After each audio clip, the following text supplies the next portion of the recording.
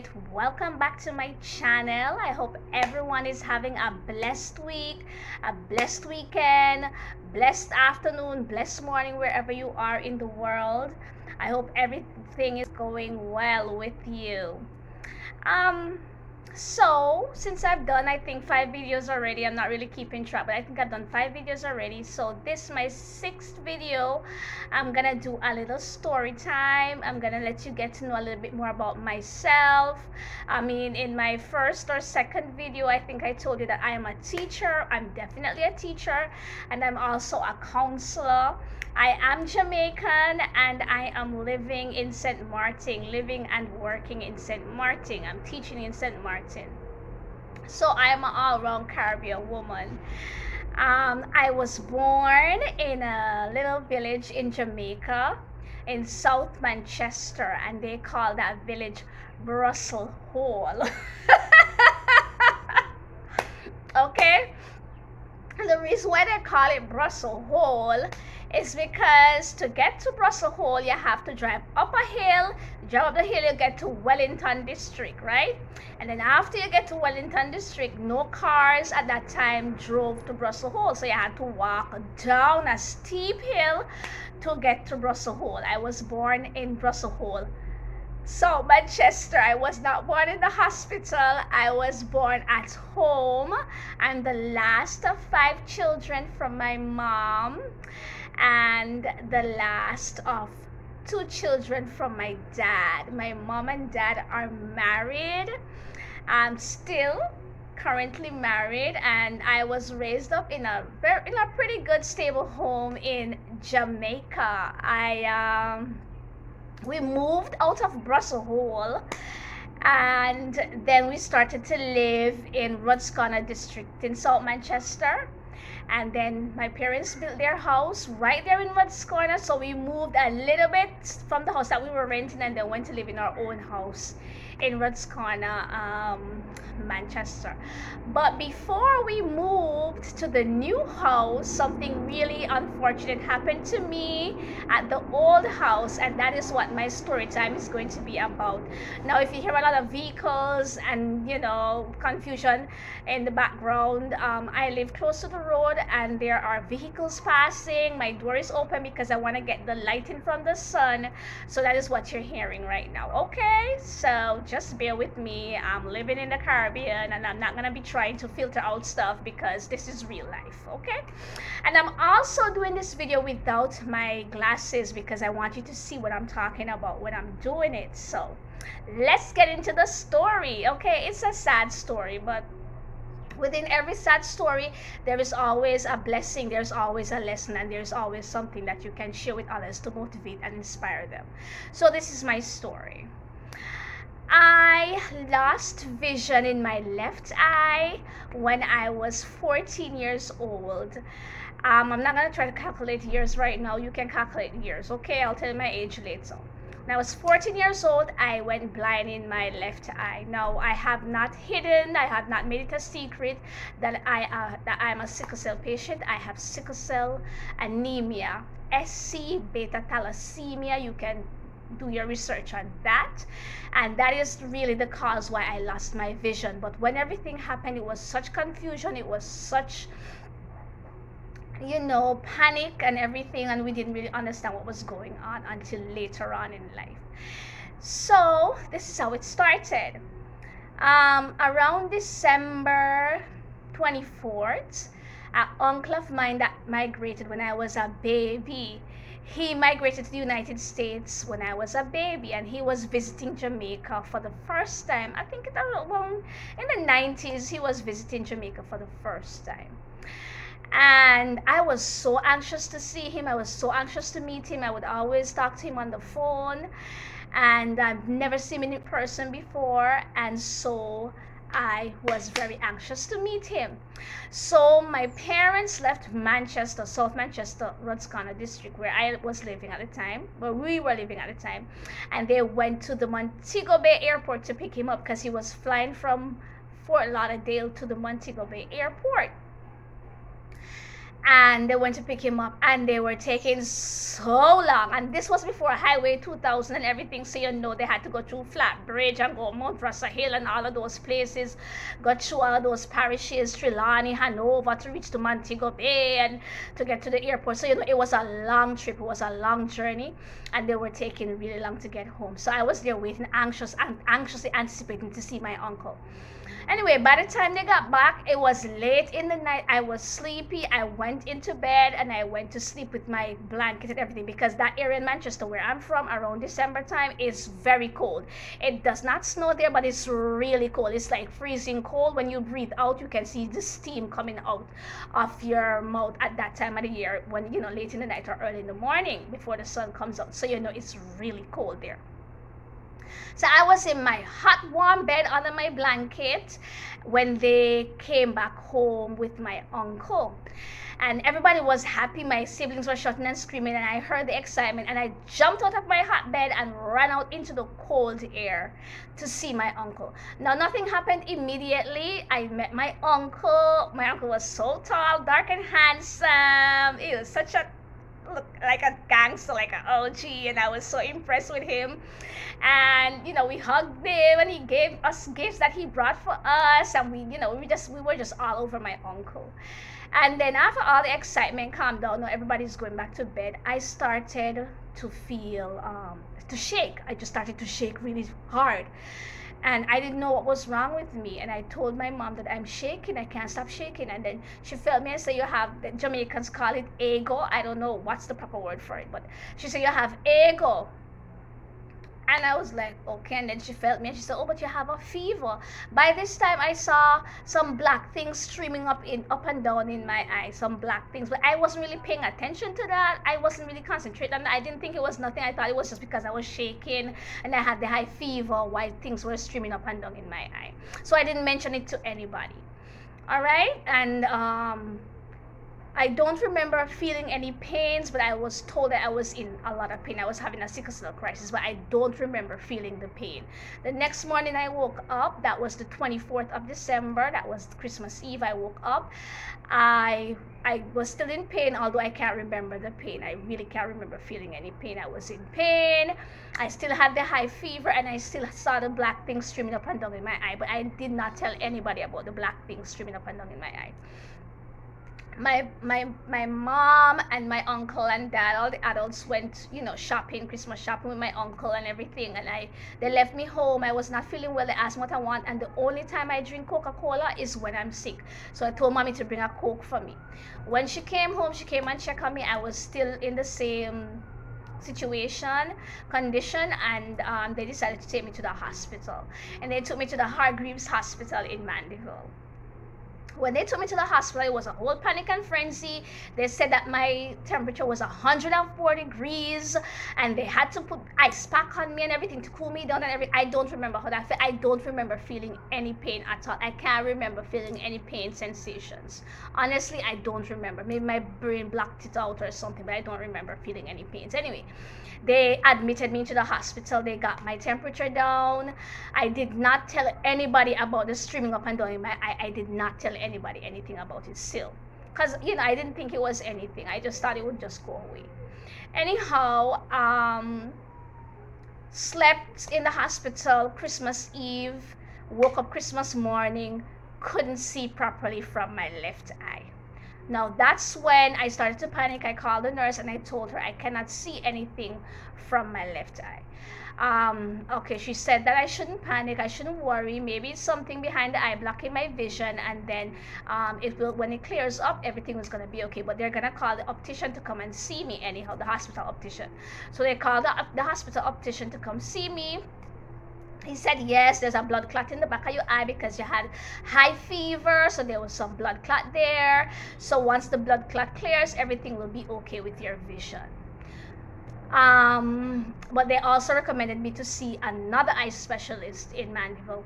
I'm not gonna say her name because I believe that this woman had a part in blinding me, because she could not help me and she did not recommend me to who was supposed to help me at the time, or whatever. It's in the past, and everything happens for a reason. So anyhow, they recommended me to see her. I don't remember what she said. She gave me injection in my eyelid, and I'm so small. I'm like 5 foot tall, and 5 doctors had to hold me down for her to inject me in my eyelid. Covered up the eye and said afterward it would clear up. Nothing was happening. Okay, no vision was improving. The blood clot cleared. No vision was improving. I was still seeing a little bit out of the eye at that time, but it was still, no peripheral vision. Just from the middle of the eye, I was seeing there was no peripheral vision at that time. By the time she found out that she could not help me, then was when she recommended me to go to KPH, to the eye clinic, to see an ophthalmologist there. The whole of Jamaica is going to KPH to see that eye specialist. So by the time we get to see the eye specialist, it was the whole day. We're exhausted. This man is not spending no time with me to see what's going on with me. So nothing is coming out of it anyhow. My parents finally, after about 3 months of doing that, my parents finally asked him if he had a private practice that we could come, so they can really get me the attention that I needed and get me diagnosis and the treatment, if necessary, that I needed. So by this time, it's like 6 months now since I lost, total vision in my eye. Was about 6 months had passed. Now we made the appointment, had gone, and it now is going to his private practice. That's when I started to get the attention that I needed. He recommended that I did I think it was an ultrasound. It was an ultrasound where they put the thing over the eye and they did a test to see what was going on. When they finally found out what was actually wrong with my eye, it was too late to save it. Okay. By this time I saw this like a blue thing. When I looked, it was floating up and down in my eye. A green, not blue, green thing that like was floating up and down in my eye. And the ultrasound subsequently revealed that my retina got detached from the eye. Now by the time, because so much time had passed, by the time they found out what was wrong with the eye, the retina had dissipated, had totally disintegrated, and there was no way that they could have reattached the retina at that time. Now the doctor was so upset because he said it was a simple case. If I was recommended to him earlier, he could have saved my vision. But of course, the other doctor in Mandeville, she thought that she could have done something when she couldn't have done anything, but whatever. Her time will come. So anyhow, they proposed that he proposed that he would do surgery on the eye, but it's a 25% chance that I would ever see from it again. 75% chance that it would be unsuccessful, 25% chance that it would be successful. At that time, I was about 15 years old, and I decided I'm not doing no surgery because I was thinking about my parents. My parents had gone through so much. They had paid so much money already, thousands of Jamaican dollars. My parents were almost broke because they were thinking about doing a second mortgage for me to do this surgery on my eye. And I didn't want to put my parents through that. So I was like, no, I'm not doing any surgery. You can't force me.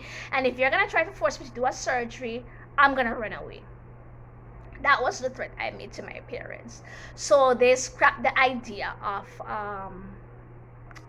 doing the surgery. What the doctor told me, my ophthalmologist told me, that the eye will become smaller after a while and then it will veer off because it's not focusing. Of course, you see that it looks, I don't know if it looks smaller than the other eye because sometimes it does, sometimes it doesn't, but it has veered off and it has gotten white. I don't know why it has gotten white. I don't know what's the cause of that, but it has gotten white. Okay, and come to find out later on in life, this is something that happens to people with my type of sickle cell. Yeah, I don't remember what the name is, but it happens to people with my type of sickle cell, SC beta thalassemia. So long and short of the story is I have to get this eye checked every year to make sure the same condition is not developing in this eye, in my right eye. You understand? So that's that. Coming out of this, after I had gotten the bandage on my eye and the injection in my eye, I did not want to go back to out in public. I was very self-conscious. My self-esteem was floored. totally floored. However, I have a mom. Oh God, I have a mother. I love her so much, and every day I ask God to bless her. She wouldn't have it. She wasn't having it. She told me that you have to go out, you have to go to school, you have to finish school, you have to be successful, you're gonna go on and do whatever you have to do. She told me that I was beautiful. She told me that this could have happened to anybody. I didn't ask for it. And if people are talking, it's their problem. I have to go out and be successful, go to school, finish school, and do what I have to do in life. And people, that's what I did. I drew on my mother's strength. I drew on her encouragement. I drew on her words. And I went out and I went back to school. The first day I had to go back to school with one seeing eye. I was so scared. But you know, God has always been there with me. Yahuwah has always been with me. And when I went out on the road, and if something was passing too close to me, or something, if I was in danger on my left side, it would always be something to warn me. If like it was a cold breeze or a warm breeze or something brush, I will look, because God was just there making me alert. So I came out of that. Another thing, my self-esteem was floored, so I would not want to look in anybody's face when I was talking to them. But the Holy Spirit spoke to me one day and said, girl, look, it's already in your face. People are gonna see it. So why not just look in people's faces when you're talking to them? Because if I was talking to you, I wouldn't be looking straight in your eye or straight in your face. And I would be looking down talking to you and saying yes, because I didn't want you to see my eye. But after that day, I was set free. The Spirit told me that, listen, it's already in your face. People are going to see it anyhow. Talk to people, look in their face. They have to deal with it. They have a problem with it. It's their problem. And that's my thing. If you have a problem with my eye defect, is your problem. It's not mine. At this point in my life, I'm 42 years old. I was born on August 13, 1978. So I'm 42 years old, going on 43 in August, right? And I have no problem with my eye. Sometimes I'm self-conscious about it, like for probably 2 hours, and then that goes away and I'm good again. You understand? I believe that Yahuwah is gonna heal my eye when he's ready, to show that, listen, I'm God and I can do whatever. You understand? Just to show his glory through me. I believe that. So when that comes, I'm waiting for that in anticipation. But for now, I've done everything. I finished high school, I finished university, I finished my studies. I can drive. I drive. You understand? With my one good seeing eye, and it does not hamper me or impede me in any way. The one thing I thought I was going to prevent me from getting, it did not prevent me from getting a man. You understand? I mean, it has not prevented me from getting men. Men are always calling to me, always want to talk to me, always want to, because I do not define myself by my eye defect. I love myself totally from the love that my mother poured into me. I love myself totally, and she just helped me to develop my self-esteem and be self-assured in myself, that I don't really need anybody else's validation, because I know that I look good, I know that I'm beautiful, I know that this adds to my beauty, and I also use this as a filter, because if you are scared to be with me in public, or you don't want to be seen with me in public because of my eye, I don't need to be around you anyhow. You understand what I'm saying? Or if you don't want to talk to me, you're afraid of me because of the eye, whatever, that's you, it's not me. And parents, you never understand how important you are to your child. You understand? I'm telling you, parents, you are important to your children. And if your children should develop a flaw later on in life or whatever, parents, it's up to you to develop their self-esteem and big them up and puff them up and build up their self-esteem and build up their energy, to let them know that they're still all of that. I did not lose my value because I went blind in my left eye. I'm the same northerly. I'm beautiful. I'm a shorty. I'm 5 foot, maybe 5'1".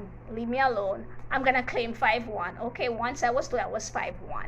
So I'm gonna claim it. I'm a shorty. I wear my glasses most of the time because I have one seeing eye, and the lens help this eye not to get strained or whatever. So I wear my glasses most of the time. But today I decided not to do it because I want to do this video. Now this video is going way too long, but I just want to encourage all the parents. If your child has a flaw or a defect, if your child is born with a disability or something, do not underrate your child and don't allow society to underrate your child. You fight for your child. Once you know that your child has the potential, once you know that your child have the capacity and the capability, motivate your child, build up your child, fight for your child, get your child in that school. Let your child know that you're not less than anybody else. You understand? Fight for your child, motivate your child, build up your child, and give your child a good chance in life. Just like what my parents did for me. My mom and my dad, more so my mom. She was always there building me up, encouraging me, and she's the reason why I'm this strong-minded, steady, stable queen that I am, because of my mother. Both my parents, but mostly my mom. So parents, you hold your child's life in your hand, and your words will either make them or break them. So be careful what you speak over your children. Okay, I hope that you enjoyed this video. If you like it, share it to motivate others. Please subscribe to my channel. I'll try to do a story time every 5 videos, to let you know a little bit more about myself. Have a blessed rest of the day. Have a blessed rest of the weekend. Have a blessed rest of the week wherever you are. Rapid abundant blessings. Thank you for watching the video. Love you all. Mwah. Listen, check out, if you're in SM, check out TT Glitz and Glamour Hair Salon and Spa. It's on Canigeta Street, right across from Nagico. They keep your girl on fleek. My hair gets done there, my nails get done there, my pedicure get done there, everything get done there. They're gonna be doing lashes. I mean, they're on fleek. Big up Tandika and Kerry and Ruth. Big up on yourself all of the time. Ruth gave me these nice orange fiery nails with the flames and stuff. Big up yourself, Ruth. Big up Kerry with my locks. Big up Tandika for holding down the place and keeping the place running and keeping everything on lock.